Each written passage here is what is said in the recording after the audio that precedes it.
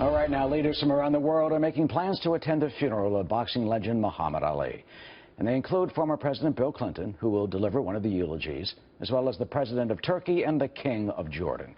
This is the boxing champ's body has returned to his hometown of Louisville, Kentucky, all ahead of the interfaith service, which will take place on Friday. Our next guest had a special relationship with Ali that dated back to the 1970s. Joining us on the phone is Kwesi Mfume. He's a former Democratic congressman from Maryland and former president and CEO of the NAACP. Congressman, first of all, thank you for joining us. Our condolences to you today.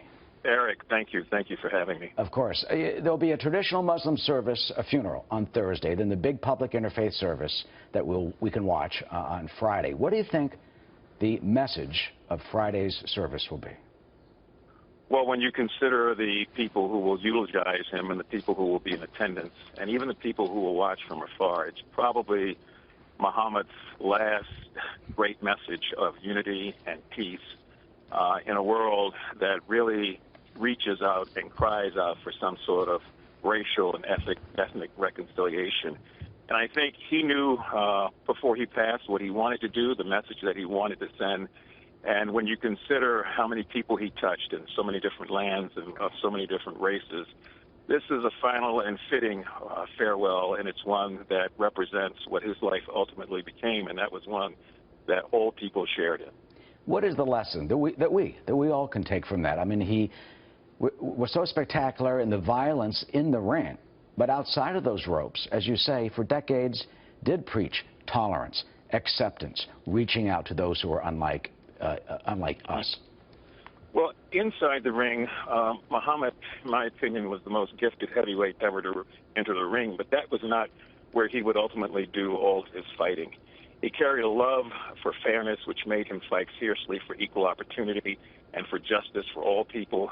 His message to people wherever he went around the globe was to take pride in their heritage, no matter what it might be, to have hope that their conditions would ultimately change, and then to never let go of enthusiasm about a future that clearly was uncertain, but a future that would usher in change on the heels of those who would stand up and be counted. So Muhammad Ali stood up, and he indeed was counted. And through the simple eloquence of his example, he redefined the sport of boxing, which ultimately became a catalyst for him to redefine himself. Yeah, you know, talking about redefining himself, there was a time it was polarizing, of course, because of his opposition to the Vietnam War, banned from boxing and all that. But there's the other side that we've been celebrating also, which is his humanitarian purposes. You first met him through a charity. Tell us about that. Well, he agreed to come to Baltimore in 1977 to raise money to help kids who were in an elementary school at the mosque.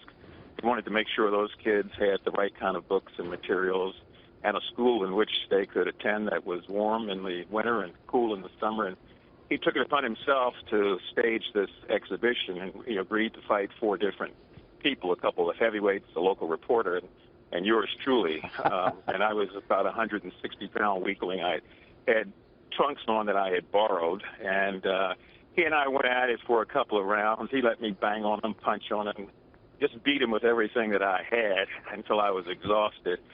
He was in training for the Ernie Shavers fight, and so I think a part of his mind was still in training camp. And in the 3rd round of that fight with me, he let go of a punch, and I was in the way of it, and that's all I seem to remember. Oh, man. They dragged me off to the corner and tried to set me up in a stool. And, you know, after smelling salts and all that they administered to me, Ali came over, put his arm around me, and that's where our friendship began. He had his gloves cut off that day and gave them to me.